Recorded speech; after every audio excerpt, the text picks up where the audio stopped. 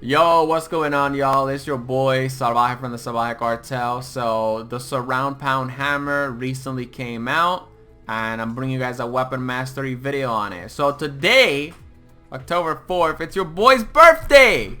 That's right. So y'all can drop some happy birthday in the comment sections. Y'all don't have to though. Like, if y'all want to give me a gift, why don't you drop the video a like, huh? But anyways, let's get into this weapon mastery video. The surround pound. I love this hammer. It's so much fun. It's great. Probably the best hardware weapon in the entire game. So this loadout is just a loadout that I personally like to use because it's fun and I like it. It's not, I mean, honestly, this is a god tier loadout. I'm just going to put it out there because it has a lot of utility and a lot of survivability. But there are also other great loadouts out there. And the reason why I'm pointing that out is because every time I make a loadout video, there's always that one person that wants to point out all of the other great options out there. I'm aware of all of the great options out there, by the way. It's just that you guys know how it is. My videos are quick, straight to the point, right? I don't need to show you guys 85 options because I can make 84 other videos for those options. So, Commander. It's going to be the homie Tank Penny, alright? She's going to be increasing our hardware damage by 50%, so the surround pound is already going to be getting a lot of value out of it. I'm running Blast from the Past because I'm going to be in the enemy spawn all the time. 100%, right? Sometimes, you know, I'm not paying attention to my health and my health just starts like going down like big time. So that's why I also like Blast from the Past, because it gives me a lot of room for error and a lot of room to play like very aggressively. But if you don't have Blast from the Past, I do want to point out you can also use the Totally Rockin' Out team perk, and you guys can run Power Pop Penny, and you guys can run Breakbeat Wildcat. Those are like the ones that I would recommend because this build is all about you know, being in the enemy spawn and playing the defensive modes like destroy the encampments, right? So that's what I would recommend if you don't want to use Blast from the Past. You're actually going to be getting a lot of damage with the Totally Rockin' Out team perk, but from my testing and you know, from my gameplay experience, honestly, that extra damage I'm going to be getting from Totally Rockin' Out is kind of overkill, right? So I'd rather have fun and survivability instead. It's all up to you guys. Like I said, there's a lot of great loadouts out there for the surround pound. I'm just giving you all the options. Obviously, I'm running Paleo Luna for the extra damage to my melee weapon, which is going to be the surround pound. That extra damage, it's going to be really helpful. Increased armor, I mean damage resistance. It's always good, and obviously I need it because, you know, for the Blast from the Past requisites and all that. I'm using the Ninja Deadly Blade Crash. Alright, I'm using her because she has snare. So every time I do a critical hit with this hammer, which this hammer has a high critical hit rating, right? I'm going to be slowing down the husk. And slowing down the husk means that I'm going to be able to be more aggressive. It means slowing down priority targets like smashers. So that's why I like the homie Deadly Blade Crash, right?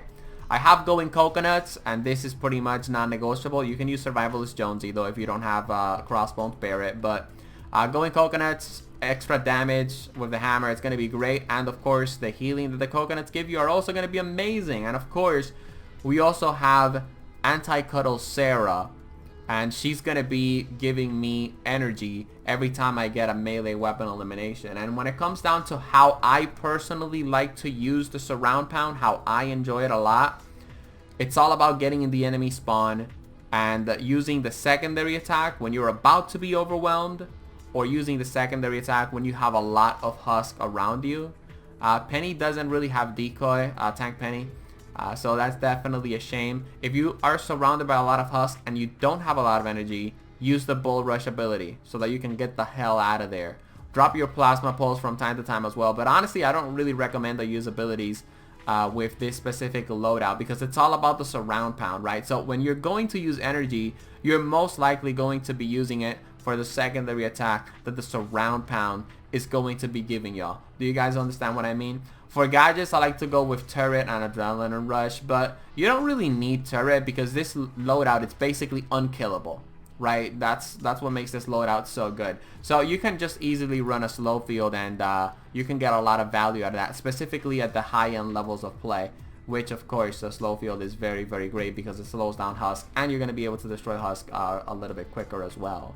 Hello ladies and gentlemen, this is post commentary Salvaje, because live commentary Salvaje literally forgot one very important aspect when it comes down to this surround pound weapon mastery video, and that is the dancing feature.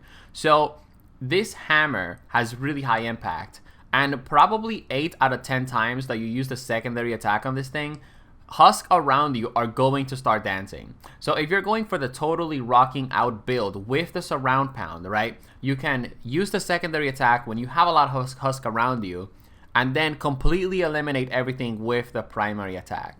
But like I told you guys, I like survivability and I like to have fun and, you know, mess around with the Husk. So usually what I do is I either do the secondary attack, make them dance, and then of course do another secondary attack or swing my hammer with a primary attack, or when I'm really low on health, I do the secondary attack, I make them dance, and then I eat my coconut, right? Because you don't want to eat your coconut while you're getting obliterated by Husk, right? You want to make the Husk dance, and then you want to eat the coconut, and that's the secret to this little build that I'm sharing with you guys. Let's get back into the live commentary. When it comes down to shielder Husk, by the way, and refrigerator Husk, I always like to have some energy. Like, I never want to be at 0 energy, despite the fact that sometimes it does happen to me, but you want to make sure that your energy is always at least 40, so that you guys can do a surround pound secondary attack when you have a shielder Husk or a refrigerator Husk around you. Like that, you can get a lot of value out of it. Let me point something out as well. People don't really do much about shielder Husk. They're really, really annoying. They increase the health of the Husk, so you want to prioritize shielder Husk as well. Oh yeah, you guys are probably wondering what are some recommended perks. You can check out my review on the surround pound for the recommended perks, but the surround pound that I have, that my boy Binge gave me, because I haven't perked mine up yet. Where is it? It's right here. And as you guys can see, I'm running double attack speed, crit rating, and crit damage. I'm probably going to go with double crit damage, attack speed, and crit rating for my surround pound. But yeah, that's what I recommend for the perks. And I also recommend that you hit that subscribe button, because you guys already know what it is. This is the home of quality Save the World content. If you guys enjoyed the video, hey, feel free to drop it a like and subscribe to join the Salvaje Cartel.